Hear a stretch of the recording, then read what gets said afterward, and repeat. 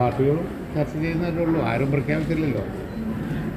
അപ്പോൾ പ്രധാന പാർട്ടികളൊക്കെ ആ പ്രോസസ്സിലാണ്, അതുപോലെ ഞങ്ങളും UDF ആ പ്രോസസ്സിലാണ്. ഒക്കെ ചർച്ച നടക്കുന്നുണ്ട്. അത് കഴിഞ്ഞ് യാത്രക്കിടയിലോ എപ്പോഴോ എങ്ങനെയാണെന്ന് വെച്ചാൽ UDF ഉണ്ടാവും, അതോടുകൂടി ഫൈനലൈസ് ചെയ്യാനാണ് ഉദ്ദേശിക്കുന്നത്.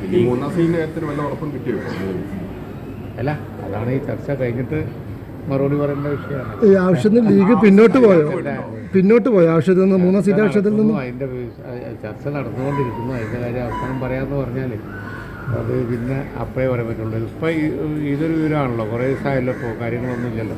അതുകൊണ്ട് ചർച്ച നടന്നുകൊണ്ടിരിക്കുന്നുണ്ട്. ചർച്ച ഒന്നും എവിടെയും വഴിമുട്ടി നിന്നിട്ടൊന്നുമില്ല, ചർച്ച നടക്കുന്നു.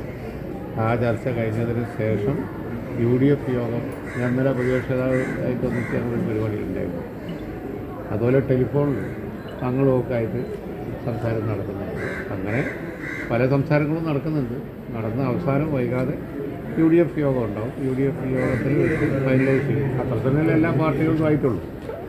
+2 ഡിഗ്രി കഴിഞ്ഞവർക്ക് വേൾഡ്സ് ഫസ്റ്റ് AR/VR ക്ലാസ് റൂമിലൂടെ സ്മാർട്ട് ഫോൺ എഞ്ചിനീയർ ആവാം. കൂടുതൽ അറിയാൻ വിളിക്കൂ ബ്രിഡ്കോ ആൻഡ് ബ്രിഡ്കോ. ഒരു കാലതാമസം ആരും ഔദ്യോഗികമായിട്ട് സ്ഥാനാർത്ഥികളെ പ്രഖ്യാപിച്ചിട്ടുണ്ട്. ഒരു കാലതാമസം വന്നുണ്ട്. RSP ഇപ്പോൾ സ്ഥാനാർത്ഥി പ്രഖ്യാപിക്കുന്ന സാഹചര്യത്തിലേക്ക് എത്തിയല്ലോ. ഇപ്പോഴും ലീഗിന്റെ സീറ്റ് വിഷയത്തിൽ ധാരണയായിട്ടില്ലല്ലോ. അല്ല, ഒന്നിലധികം പിന്നെ ആളെ പ്രഖ്യാപിക്കേണ്ട ആരും പ്രഖ്യാപിച്ചിട്ടില്ല. ഒന്നിലധികം പ്രഖ്യാപിക്കേണ്ട CPI, CPM, കോൺഗ്രസ് ഞങ്ങളൊന്നും പ്രഖ്യാപിച്ചിട്ടില്ല. ലീഗിന് പ്രതീക്ഷ ഉണ്ടോ 3ാം സീറ്റിൽ ഇപ്പോഴും? അത് നമുക്ക് അങ്ങനെ മറുപടി പറയേണ്ട വിഷയം. തീരുമാനമാകുമ്പോൾ പറയുന്നത്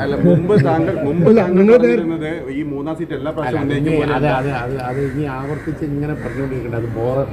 അല്ല, ലീഗ് പിന്നോട്ട് പോയെന്നുള്ളൊരു സംശയത്തിലാണ് ചോദിക്കുന്നത്. തീരുമാനമാകുമ്പോൾ പറയാം. 21 ലക്ഷത്തോളം സന്തുഷ്ടരായ ഉപഭോക്താക്കളും 2 ലക്ഷത്തോളം തിമിര ശസ്ത്രക്രിയകളും പൂർത്തിയാക്കിയ മലബാറിലെ ഏക കണ്ണാശുപത്രി Al Salama high hospital road, Perinthalmanna.